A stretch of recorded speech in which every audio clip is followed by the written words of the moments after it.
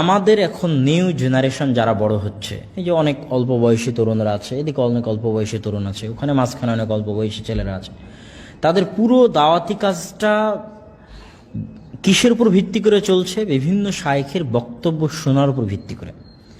আমার উস্তাদ মুফতি সাঈদ আহমদ পালানপুরি বলতেন যে কান কি আয়াশি মত করো, মানে কানের আরাম এবং আয়েশের উপভোগ করিও না। আজকের যুগে মানুষ কানের আরামায়েশ এবং ভিডিওর আরামায়েশ বেশি উপভোগ করতে চায়। কেননা যখন আপনি একটা জিনিস পড়বেন তখন আপনাকে চিন্তা করে ভিজুয়ালাইজ করতে হবে, চিন্তা করে আপনাকে ইম্যাজিন করতে হবে যে এই জিনিসটা এরকম হতে পারে, এই জিনিসটা এরকম হতে পারে। আর যখন আপনি এটা ভিডিওর মধ্যে দেখছেন তখন আপনাকে চিন্তা করা লাগছে না, আপনার সামনে ভিজুয়ালাইজ আকারে পেশ করা হচ্ছে, আপনি সেটা স্বচক্ষে দেখছেন। এটা শিক্ষার একটা উপকরণ, মাধ্যম, অস্বীকার করা যাবে না, অবশ্যই ভালো। কিন্তু আসল জ্ঞান, প্রকৃত জ্ঞান কানের আরামায়েশের মাধ্যমে আসলে সম্ভব নয়। আসল জ্ঞান আসলে বইয়ের মধ্যেই আছে। বই পড়ার অভ্যাস করা ছাড়া যুবক সমাজ সঠিক জ্ঞান অর্জন করা এবং সেটাকে কাজে লাগানো পারবে না, এটা পারবে না। ওই শুধু ভিডিও দেখার কারণে ফেসবুকের মধ্যেই সময় শেষ হয়ে যাবে, ইউটিউবের মধ্যেই সময় শেষ হয়ে যাবে, প্রোডাক্টিভ কিছু সে করতে পারবে না। জাতি গঠনমূলক কিছু, জাতিকে উপকার দিবে এরকম কিছু, তার নিজেকে উপকার দিবে এরকম কিছু সে করতে পারবে না। কিন্তু যদি সে ওইটা থেকে বের হয়ে আসতে পারে, সোশ্যাল মিডিয়াতে সে দিনের কিছু মৌলিক জ্ঞান পাক, কোনো আপত্তি নাই। মৌলিক জ্ঞান পাওয়ার পরে সে তার ফুল ফোকাসটা যদি কিতাব, বই, পুস্তকের উপর দেয়, তাহলে সে যে জ্ঞানটা অর্জন করবে এই জ্ঞানটা তার পার্সোনালিটি ডেভেলপে ভূমিকা রাখবে, তার পার্সোনালিটি উন্নত করবে। মানুষের জ্ঞান মানুষের পার্সোনালিটিকে উন্নত করে। আর যদি খালি ফেসবুকে এরর ভিডিও, ওই ভিডিও, ওই ভিডিও, তাহলে এই ভিডিওগুলো পার্সোনালিটি উন্নত করে না, বরং আরও ক্ষতি করে। এই জন্য যার কমেন্ট সেকশন অনেক গালিগালাজ থাকে, কে কার বিরুদ্ধে বলছে, কোন বক্তা কার বিরুদ্ধে বললো, আমিও একজনের বিরুদ্ধে কমেন্ট করি। তাহলে আমি যখনই আরেকজনের বিরুদ্ধে কমেন্ট করলাম তখনই তো আমি একজন মানুষ হিসেবে আত্মমর্যাদা সম্পূর্ণ উন্নত চরিত্রের মানুষ তো আর থাকলাম না, আমি তো 2 নাম্বার 3 নাম্বার শ্রেণীর মানুষে পরিণত হয়ে গেলাম। তাহলে সোশ্যাল মিডিয়া থেকে জ্ঞান অর্জন করতে গিয়ে, পরিপূর্ণ জ্ঞান অর্জন করতে গিয়ে আমি তো আসলে মানুষ হিসেবে নিজেকে অনেক নিচে নামিয়ে ফেলছি।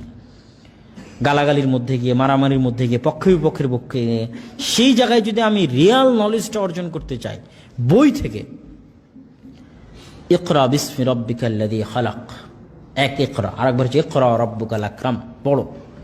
এই দিনটা হচ্ছে পড়ার উপর। সুতরাং আমার আজকের বক্তব্যের শেষ অনুরোধ সেটা হচ্ছে প্রচুর পরিমাণে পড়তে হবে, পড়ার অভ্যাস তৈরি করতে হবে। আজকের যুবক সমাজের সবচেয়ে বড় সমস্যা হচ্ছে শুধু দাওয়াতি ক্ষেত্রে নয়, তাদের পার্সোনাল লাইফেও পড়ার অভ্যাস নাই, পড়ার অভ্যাস শেষ হয়ে গেছে। যারাও আগে একটু পড়তো তারাও এই ফেসবুক, টুইটার, ইউটিউব আসার কারণে তাদেরও পড়ার অভ্যাসটা কমে গেছে, মাত্রা, লেভেলটা কমে গেছে। এই জন্য পড়ার অভ্যাস তৈরি করা এই যুগের সবচেয়ে বড় চ্যালেঞ্জ। এর একটা সহজ উপায় কি? 5 জন 10 জন মিলে মসজিদে হোক, কোনো দাওয়া সেন্টারে হোক, কোনো এক জায়গায় হোক, নির্ধারিত একটা বই, মুযাকারা, গ্রুপ স্টাডি, আরবিতে বলে মুযাকারা, কওমি মাদ্রাসাগুলোতে বলে তাকরার। আগের যুগের মুহাদ্দিসরা যখনই তাদের জ্ঞান তারা শানিত করতেন মুযাকারার মাধ্যমে। মুহাদ্দিসগণ বলতেন যে মুযাকারাতুল ইলমি হায়াতুহু। আহমদ বিন হাম্বল, ইয়াহইয়া বিন মাইন, ইয়াহইয়া বিন সাঈদ আল কাত্তান, 3 জন একসাথে বসেছে, তার কাছে যা হাদিস আছে সে শোনাচ্ছে, ও দেখছে যে হ্যাঁ ঠিক আছে, ঠিক আছে, ঠিক আছে, ঠিক আছে, এটা আমার মনে আছে, ঠিক আছে। তখন ও বললো আচ্ছা তুমি তো এতগুলো শোনালা, এইগুলো তুমি শোনাওনি, আমি শোনাচ্ছি। তখন সে যেগুলো শোনায়নি সে যেগুলো শোনালো, তখন হ্যাঁ হ্যাঁ এটা আমি জানি, এটা আমি জানি, ঠিক আছে, ঠিক আছে। সমস্যা হলে আবার সংশোধন করে নিচ্ছে। এই যে গ্রুপ স্টাডি, এটা হচ্ছে ইলমের জীবন। অনেক সময় পার্সোনাল লাইফে স্টাডি করে সামনে আগানো যায় না, কিন্তু 5 জন 10 জন মিলে যদি আমরা ঠিক করি যে আজকে সবাই 5 পৃষ্ঠা পড়ে আসবো, তারপরে এখানে আমরা একটা পর্যালোচনা করব, তাহলে কিন্তু এটা আমাদের ধীরে ধীরে ধীরে ধীরে আমাদের জ্ঞানটা ডেভেলপ করবে। এবং সব বই হতে হবে সালাফে সালেহিনের। আমার লেখা বই পড়ার দরকার নেই। আমার লেখা বই হচ্ছে প্রাথমিক জ্ঞান অর্জনের জন্য, কেউ চাইলে পড়তে পারে, কিন্তু আসল লেখা পড়তে হবে সালাফে সালেহিনের, আগের যুগে যারা চলে গেছেন তাদের জ্ঞান আমাদের চাইতে বেশি। হ্যাঁ, তাদের জ্ঞান অনেক সময় সাজানো গুছানো থাকে না, সেই সাজানো গুছানো এই যুগের মানুষরা করে দিচ্ছে। অনেক সময় আমরা লেখালেখির মাধ্যমে হয়তো 10টা তথ্য এক জায়গায় সাজিয়ে গুছিয়ে দিচ্ছি, তো এরকম হয়তো আপনি সাজানো গোছানো সব জায়গায় নাও পেতে পারেন। তো এই জন্য প্রাথমিক নলেজের জন্য এই যুগের বই পুস্তক রাখা যাবে, কিন্তু আসল সত্যিকার জ্ঞান অর্জনের জন্য সালাফে সালেহিনের বই অবশ্যই পড়তে হবে। আর আমি সবসময় নাসিহাত করি মানুষের তাকওয়া বাড়ানোর জন্য ইবনুল কাইয়িম রাহিমাহুল্লাহর বই পড়ার, যে আপনার তাকওয়া, আপনার পরহেজগারিতা, আপনার ইমানদারিতা, আপনার আমল, আপনার আখলাকের উন্নতির জন্য আমি নসিহত করব পার্সোনালি যে আপনার ইমাম ইবনুল কাইয়িম রাহিমাহুল্লাহর অনেক বই বাংলায় অনুবাদ হয়েছে, সেগুলো পড়ার চেষ্টা করবেন। এই বলে আজকের সংক্ষিপ্ত হালাকা এখানেই শেষ করছি। এরপরে আপনাদের আমি মৌখিক প্রশ্ন নিব 5টা থেকে 10টা ইনশাআল্লাহ।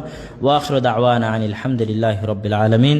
আসসালামু আলাইকুম ওয়া রাহমাতুল্লাহি ওয়া বারাকাতুহু।